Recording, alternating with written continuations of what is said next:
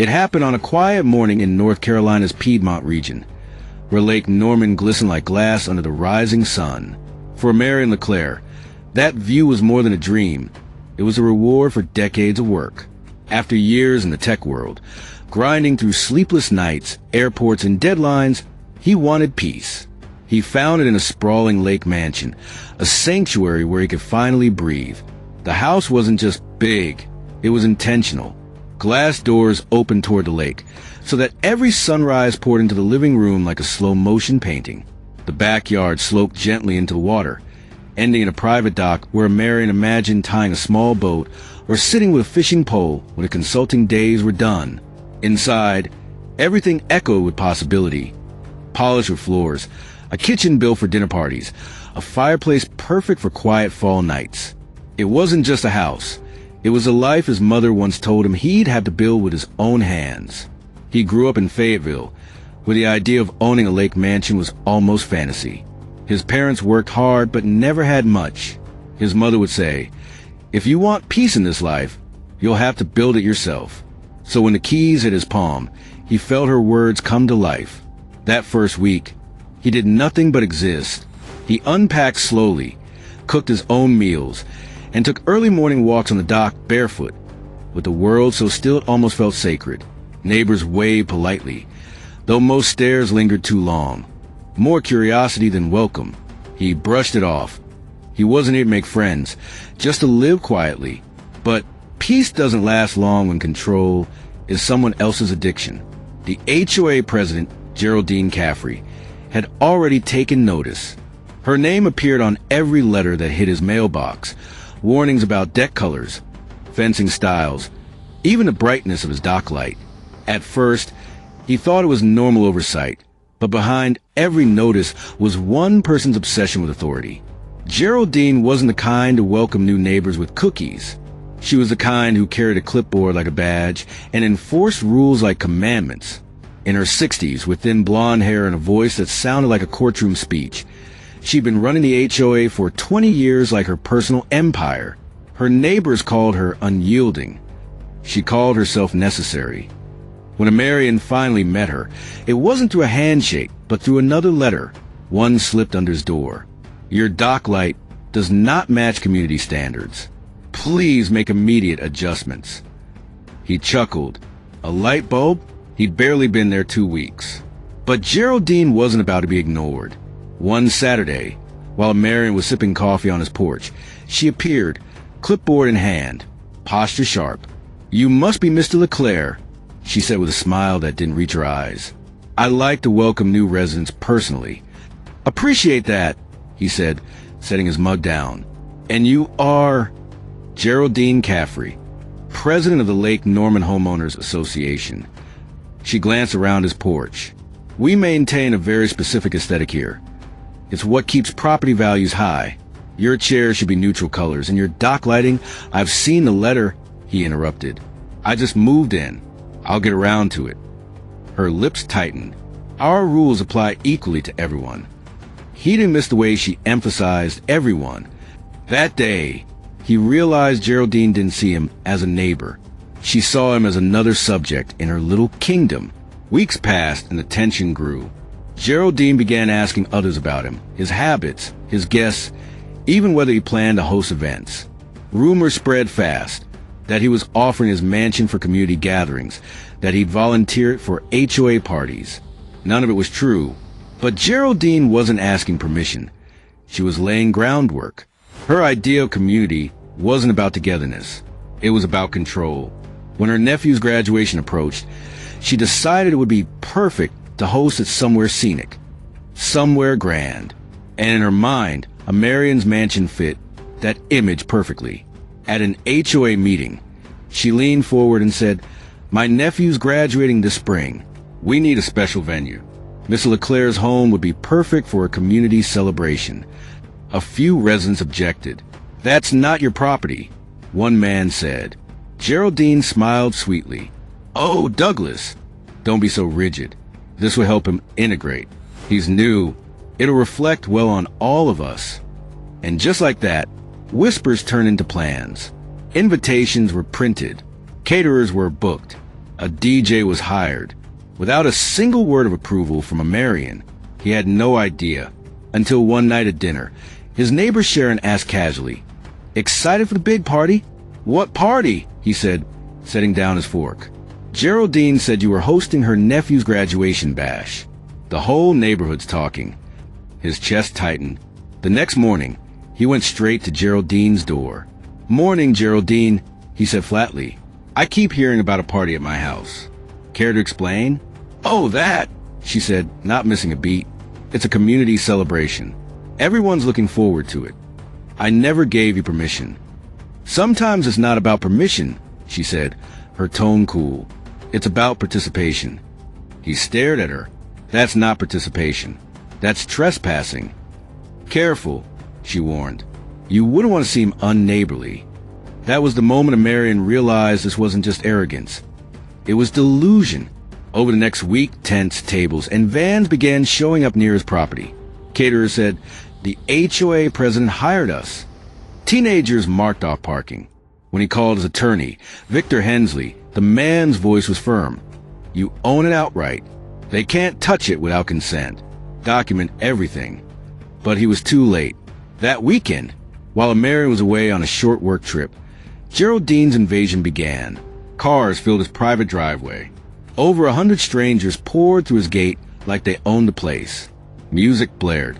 People splashed in his pool. Teenagers jumped from his dock. Guests took selfies on his boat. Geraldine stood at the entrance, clipboard in hand, directing traffic like a general. "Stay on the gravel," she barked. "No parking on the lawn."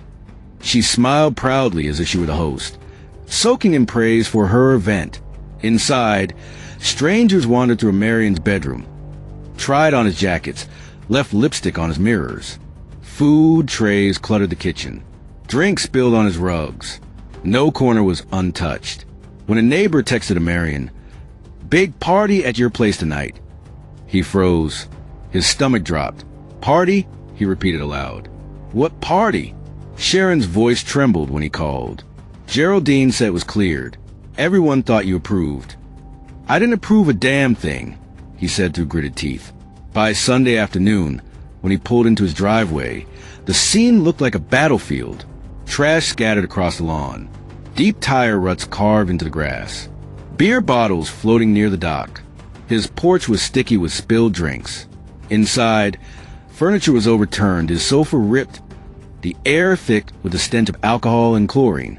Upstairs, his closet hung open, jackets missing, drawers rifled through, every inch of his sanctuary violated. Sharon appeared, voice shaky. "I'm so sorry, Marion. We all thought you knew." He didn't answer. He was too stunned, too angry. He called Geraldine. "You broke into my house," he said, voice trembling with fury. "You trashed my property." "Oh, now don't exaggerate," she said smoothly. "We had access for community purposes. It was a success. You should be proud. Your home brought people together. My furniture is ruined. My dock's damaged. Strangers were in my bedroom. Repairs can be made," she replied dismissively. "But your attitude, that could leave a bad impression in the neighborhood." He hung up. Then he called Victor. "She did it," he said flatly. "She used my house." "Document everything," Victor said. "Every scratch, every stain. We'll make this count." Marion spent hours taking photos. Each flash another reminder of his stolen peace. He had come for quiet. Instead, he found a war. The next morning, he drove to Geraldine's house. She met him at the door, clipboard in hand. "Oh, Mr. LeClaire," she said pleasantly. "I was wondering when you'd stop by." "You had no right," he said. "You broke into my home." "It wasn't an invasion," she replied calmly. "It was a celebration. You don't get to decide that." "You're new here," she said with a patronizing tone. "In Lake Norman Estates. The HOA makes decisions for the good of everyone. Sometimes individuals make small sacrifices for the greater community. You broke things, Geraldine. That's not a small sacrifice. That's trespassing." Her smile faded. "Be careful, Miss LeClaire. Lawsuits make for unpleasant neighborhoods." He stepped closer. "You think you can scare me into silence? Try me." That week, The lawsuit was filed. LeClaire versus Caffrey et al. Over 100 names listed. Geraldine, the HOA, every guest, $100,000 each in damages. The neighborhood erupted in panic. People whispered in grocery stores. Phones buzzed with gossip. He's suing all of us, even the kids. Geraldine called an emergency meeting. Her voice was sharp, commanding. This is absurd. He can't win. It was a misunderstanding. Douglas, the retired banker, slammed his fist. You said it was authorized. My granddaughter was there because you told us it was fine. I acted under the HOA's authority, she barked. Authority? Patrice snapped. You abused it. The room broke into chaos. But Geraldine's confidence never wavered until court day. The Mooresville courthouse was packed. Even neighbors not named in the case came to watch. A Marion sat beside Victor, calm but firm. Geraldine entered in pearls, smiling like a queen entering her court. Judge Miriam Sloan presided, sharp-eyed, no nonsense.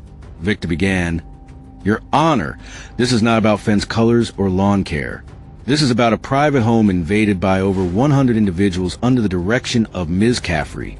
He presented photos, the trash living room, the dock damage, the stained rugs. The courtroom murmured. Geraldine's lawyer tried to spin it. A community gathering gone wrong. No malice intended. The judge's brow arched. A misunderstanding that caused over $75,000 in damages. Witnesses followed. Sharon, nervous, admitted. She said it was approved. Douglas testified next, angry. I told her it wasn't right. She said the HOA had authority. Then a Marion took the stand. His voice was calm but heavy. I bought that house for peace. I came home to find it trashed. My privacy violated. My sanctuary turned into a spectacle. When Geraldine finally spoke, her tone was syrupy sweet. I only wanted to help him integrate, Your Honor. The judge leaned forward. Did Mr. LeClaire give you permission to use his property? Silence. Not explicitly. Geraldine muttered. Not explicitly. The judge repeated. Or not at all. Geraldine swallowed. Not at all. The gavel came down like thunder. This court finds the defendants guilty of trespassing and property damage. Damages will be awarded as filed. Gasps filled the room. Geraldine's clipboard slipped from her hands. A Marion sat still, letting the victory wash over him. For the first time since that awful weekend, justice felt real. But the aftermath was brutal. The neighborhood turned cold overnight. Residents whispered behind blinds. Driveways, once full of chatter, now sat silent. Sharon came by, eyes weary. They're furious, a Marion. Some can't afford the fines. They should have thought of that, he said quietly. Respect has a cost too. The HOA fractured. Geraldine was voted out after 20 years. Douglas slammed the gavel himself. You lied to us. You ruined lives. She stormed out, her clipboard pressed to her chest. Her reign finally over. News spread fast. Local headlines called it the Lake Mansion lawsuit. Reporters called it a landmark case. Letters poured in from strangers. Homeowners thanking him for standing up to HOA abuse. One man from Arizona wrote, You gave me courage to fight back. Thank you. Still, victory was bittersweet. Some homes went up for sale. Friendships ended. And Geraldine? She vanished from sight. Rumors said she'd moved in with her sister, ashamed and broke. Months later, Sharon visited again. Some neighbors still think you went too far, she said softly. Maybe I did, a Marion admitted. But if I hadn't, what would have stopped them next time? People need to learn boundaries aren't suggestions, they're protection. She nodded. Nobody ever stood up to her before. Silence doesn't protect you, he said. It just enables a bully. The case became more than neighborhood gossip. It became a symbol of standing firm when others expect you to fold. Universities cited it. Lawyers use it as precedent. And at sunset, when a Marion sat on his rebuilt dock watching the water reflect gold, he thought of one truth. Peace is worth defending. Some called him harsh. Others called him brave. But he knew what mattered. When someone tries to take what's yours, silence is surrender. Respect begins with boundaries. Entitlement ends where accountability begins. So if you ever find yourself being told to stay quiet for the sake of community, remember this. Harmony without respect is just control in disguise. Because in the end, the HOA queen who thought she owned his mansion learned the hardest way possible. When you cross the line, you pay the price. Hit that like button. Subscribe for more stories that matter. And let's keep the conversation going.